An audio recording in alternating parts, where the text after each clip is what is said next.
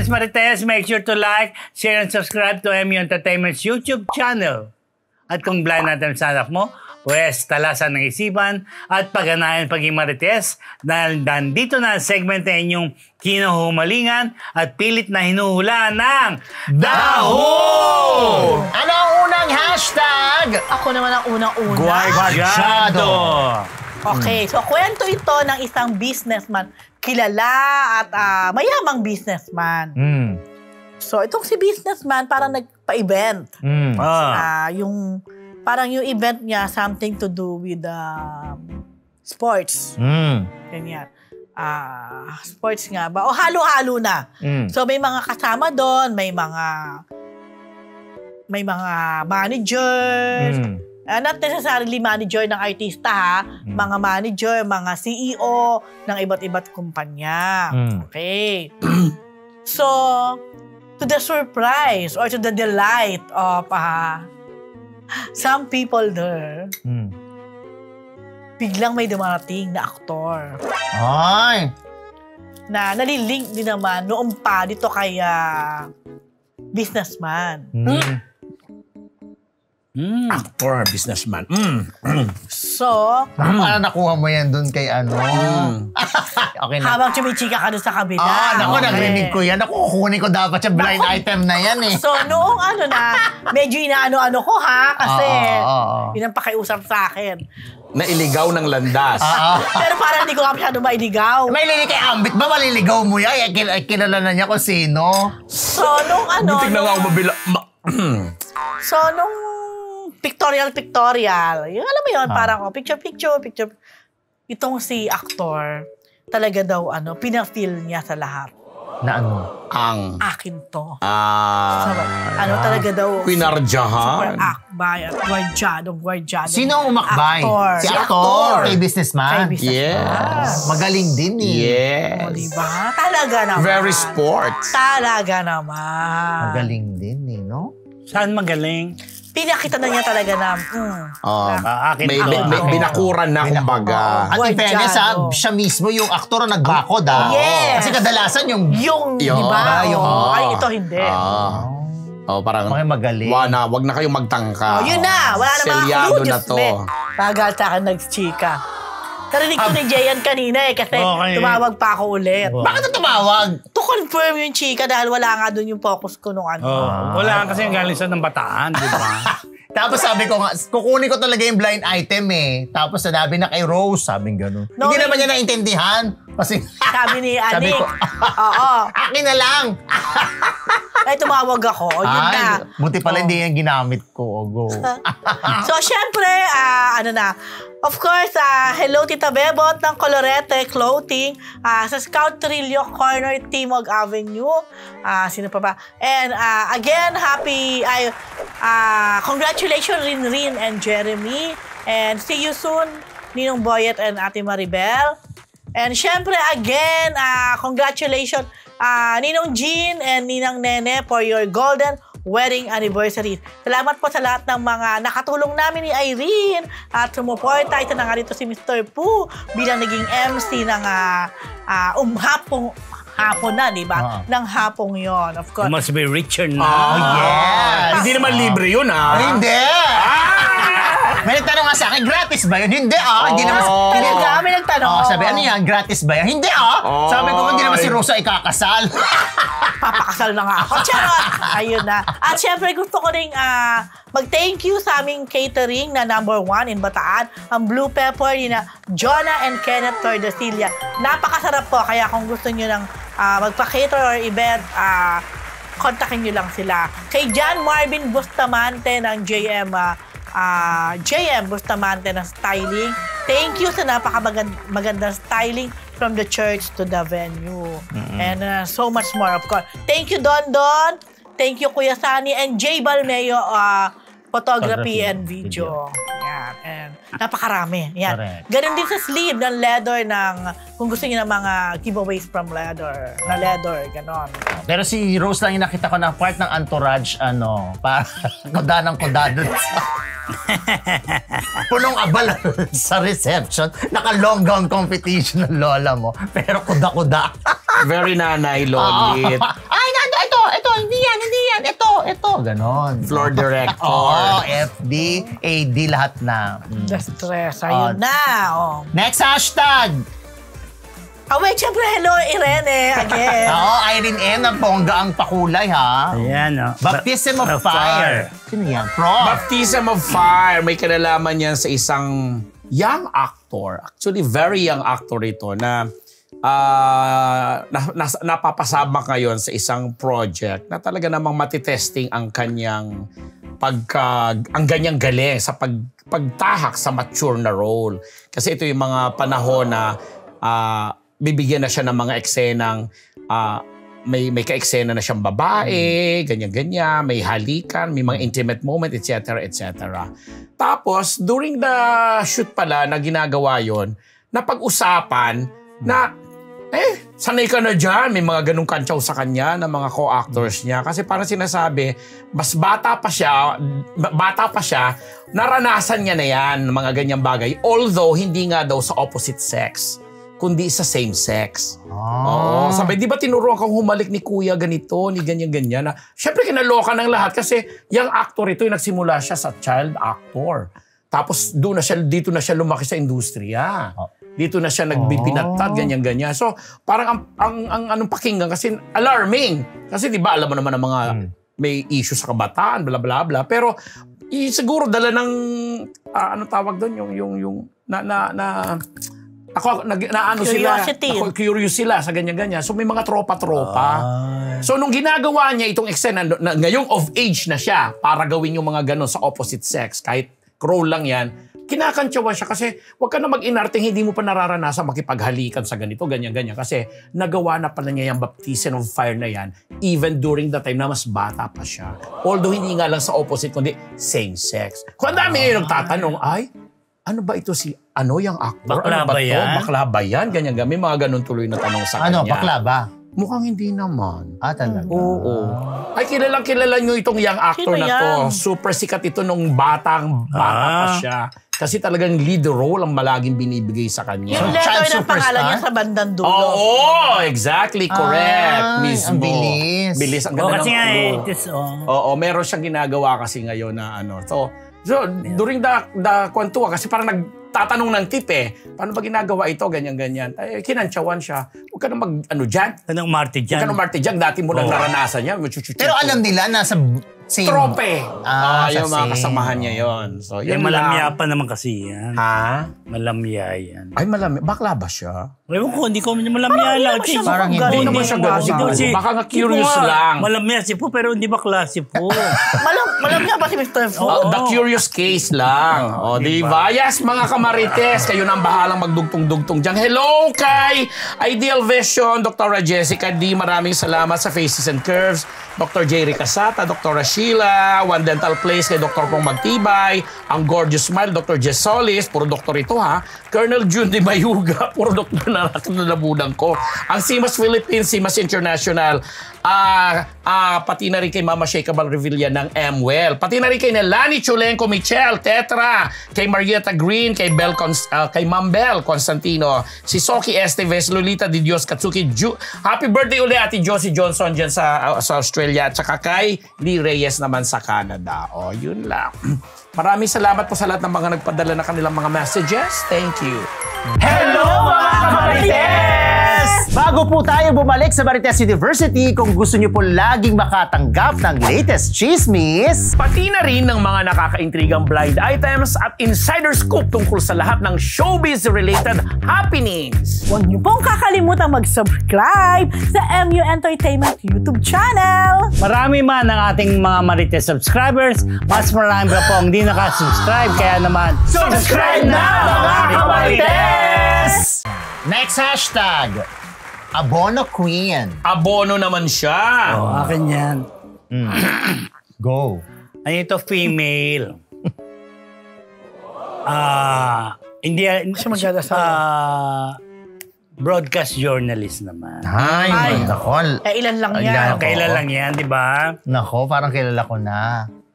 It's either si Anit o si Anit. Hindi, marami silang nag-cover na sa malaking event. Yun na nga. Yun na Yun na nga. Alin? Wala pa nga, di ba? Alam mo na. di ba? Sige, madadali hulaan na. Yan. Tapos sa ganyan, nung patapos na yung event, itong journalist na to, halika kain tayo, chu-chu-chu-chu, nagaya siya. Sino ang kakainin? Yung pagkain nga, kakain, di ba? Grabe yung sino? Mahilig mo talaga kumain, kaya nagkakasakit eh. Kung anong kinakain mo. Okay, yun po, so sige, siyempre kain na. Sige, go. Si Labs, kain. Natapos ang kainan. Bilis naman. Siyempre, tapos na agad, saka na natin tapusin ang pagkain. Next episode na yung Eto na nga. Nagtitinginan sila. Sino yung magbabayad? Ganon. Wala naman sinabi kasi si journalist na nag-aya na KKB tayo, Sino ba in-invite niya? Crew ba? Hindi. Mga fellow journalist din, di ba? Dahil nga walang dumudukot, walang share, walang nag-aambag, inalabas na lang niyang credit card niya para abonohan nyo. Kaya, siyempre, abroad yun. So, malaki-laki rin yung inabon. Siguro malaki rin ang bayad sa kanila. Mahal pa naman doon sa area na yun. Pero matagal na kasi yun Parang matagal na medyo So, international coverage ito? Yes, just recently. Kaya sabi niya matagal na, tas recently. Just recently, Mahal doon sa area na yun. Diba? I've been there. Not so recent. Oh my God. Anong alasan? Basta. Recent Ang pa. feeling ko naman hanap tayo, diba? Ang daho, diba? Yung Grabe naman, hindi naman nga. Pero feeling ko naman, dahil niya si Abono Queen na-bless. Yan. Nabigyan? Basta sino naman magbibigay doon? Basta na-bless siya. Siyempre siguro, yun na lang ko niya, blessing. Diba? Share your blessings. Ika nga ng mga street kids, Pero diba? mahal yun, $1 yun, Siyempre mahal yun. Tsaka... Euros. Yes. Euros, correct. Ano ba yung... hindi ko alam ang... Euros nga. Euros ba dun sa Sa Italy? Ano ba? What can you say, Miss Gina? Euros nga! Euros nga. Tsaka natatanda ako, di kami kumain. $1 lang ang baon nila. Di man pa-convert pa sila. Siyempre, kailangan. Alam na ni yun, adobo tuloy. Basta, Abono Queen. kilala rin siya.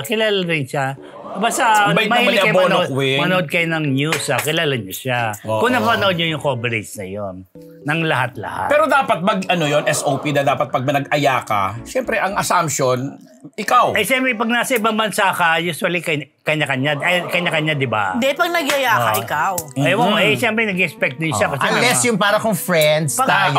wala siya sinabi. Tayo, apat. Wala nga sinabi. Sinabi sa akin Pinangialaman talaga blind item. Yung parang nag-invite, halika kain tayo. Pag gano'n ang moment, ikaw talaga Hindi man yung mag-prepare. piyesta, parang piyesta yung kakainan nila. Naku, pareho naman sila mapera. Di ba? May mga pera naman sila. At ang mahal ng bayad ang sa kanila, pabaon ha. Hello. Per dime, per dime. Per dime. Ang mamahal ng nila, mga pabaon na chuchuchu. Dime ba doon? Yan. Per diem. Yung per diem. Yun For when you work. Ayun lang.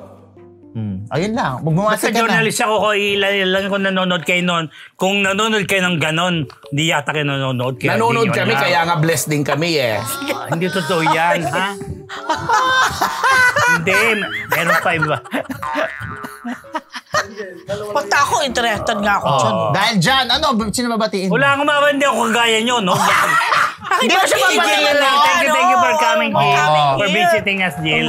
Diyosa. Isa po siyang Diyosa. Very Ann Curtis. Dahil Tare ng very uncurtain. At saka ulitin ko, siya yung nagpo-provide sa amin ng mga info, yung mga tinatanong nyo kanina, hindi sa amin ang gagaling. Please lang. Baka na naman may makarating na naman akong dahil Baka dyan, may ibang makarating doon sa mga binanggit niyang pangalan Hindi sa amin galing sa kanya. next hashtag. Lagot kay Mrs. Ayan. May kinalaman ito sa isang aktor. Itong aktor na ito, may asawa na siya. May misis. Siyempre. Okay. Non-showbiz ang kanyang misis. At ang imahe naman, in fairness nitong si aktor, ay mapagmahal na mister sa kanyang misis at sa kanyang biyanan. Ayan, mahal na mahal niya yung biyanan, misis, kaya laging ganyan ang ano niya. Kaya hindi ito masyadong nalilink sa kung kanino man. Kasi nga ganun na yung image niya bilang aktor at ang kanyang personal na buhay. Pero syempre, alam naman, ang temptation, nandyan lang sa tabi-tabi. With you around, di ba?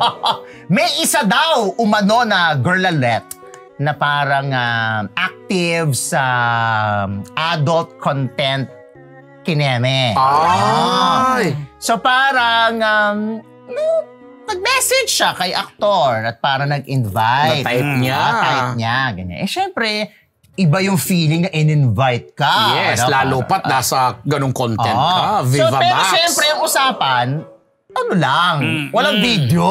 Okay na tikiman portion, pero walang video. Uso na ba talaga ngayon yan? Ay, ewan ko ba? Sa booking agency ba? So, eto na. Natuloy ang ganap. May video? Yun na. Kasi nga, ang usapan dapat walang video. Syempre, alam mo naman ito, oportunista pala itong girl. Si girl. So, merong video. Ngayon, merong isang Na-set up si actor. Oo, para na-set. Oo, na-set up Pero si hindi actor. knows ni actor yung naka-video siya? Hindi daw. Well, yun ang sabi ni actor. Kasi eto na, nung nalaman na parang ginagawa ng teaser ni Girlalette, Aray ko. si aktor na parang, pa-blind item muna, natikmang keme-kemes, may mga lang still photo muna, tapos konting video. Na syempre, dun sa app na yon, naulaan nila kung sino. Syempre. Yan na. Nakarating na ngayon kay aktor. So, syempre si aktor, natataranta dahil lagot siya kay misis. At syempre sa pamilya ng misis, etc.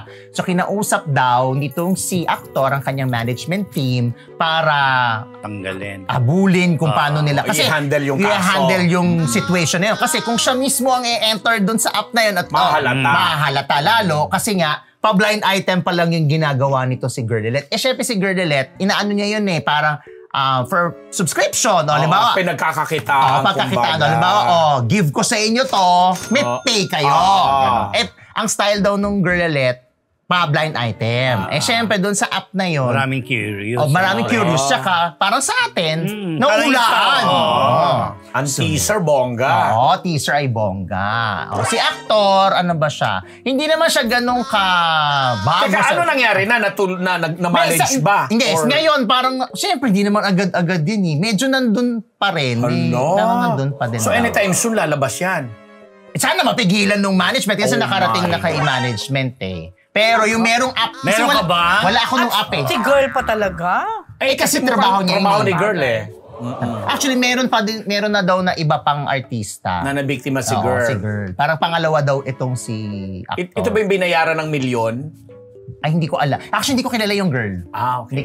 Hindi ko knows yung girl. Binayaran pa siya ng milyon? Milyon ang mag-ano. So anyway, si actor, hindi naman siya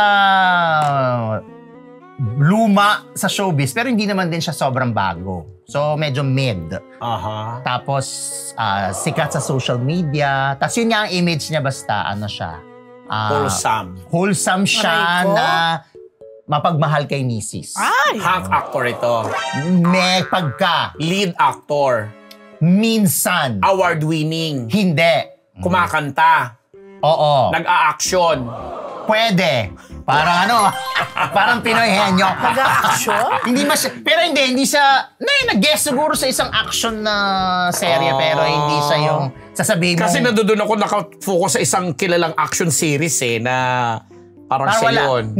Parang nag-guest ata siya doon, pero parang wala na siya ngayon doon. Hindi ko sigurado not sure. Hindi ko masyado nasusubaybayan. Baka dati sa Provinciano, sa Ambatang Quiapo, hindi. Hindi ko sigurado. Actually, hindi ko sigurado. Anyway, yun lang. Dahil dyan, nabati na ako. Hair Shop Salon sa British North at sa Podium at sa iba pa pang mga branches. Salazar Dental Clinic, Robinson's Galleria kay Miss Bel Constantino ng Stan Empire Lending Corporation and Stan Empire Entertainment. Hello, Miss Bel! Hello, Miss Bel. Miss Bel Miss Bel! Guam! Nasa Guam na siya ngayon, di ba? Babalik na siya, go. Tapos si Alan Diones, si Sneezy Solis McDonald, si Gracie Cornejo, si Lito Maniago, syempre ang WTFU sa YouTube and Spotify. And The Futok Show, Monday and Thursday, 11:45 p.m. sa TikTok. Yan. Tapos, ano pa ba? Yun lang. Go. Talaga?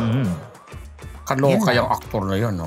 Dahil dyan, ikaw na daw. Yes! Bago po natin tapusin ang live, pasalamatan po natin ng Scat Media para sa kanilang studio facilities. Kung nais nyo rin pong gumawa ng inyong sariling content, i-message lang ang Scat Media sa Facebook, Instagram at TikTok. Mag-like, share at subscribe na rin po kayo sa MU Entertainment YouTube channel para makatanggap ng notif sa ating mga uploads. Yun na.